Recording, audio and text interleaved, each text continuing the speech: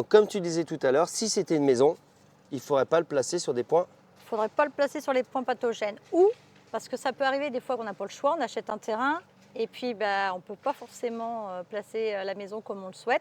Bon, c'est pour ça que c'est intéressant aussi de regarder avant, parce qu'on peut faire le plan en fonction, du coup de mettre les points pathogènes sur des endroits comme un garage, des choses comme ça qui ont moins d'impact.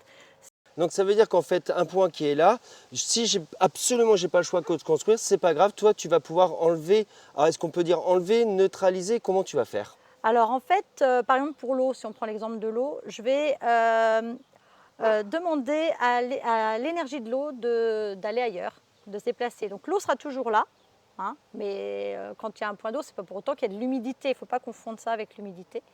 Et l'énergie de l'eau va partir ailleurs et du coup, parce que c'est le frottement de cette énergie sur les parois qui viennent vibrer et qui viennent pomper l'énergie de l'humain qui stagne là-haut. C'est important en fait de le faire quand on est sur une zone quand on dort sur un lit, le canapé, les zones où on stagne, le bureau aussi, les lieux où on reste longtemps. Parce que c'est ça, ça va nous puiser. L'eau, c'est à peu près 25% de notre énergie que ça puise. Donc c'est quand même pas rien. Et à longueur de temps, et puis il y a des gens qui sont plus ou moins sensibles, ça peut amener des pathologies qui peuvent être très graves. Alors ça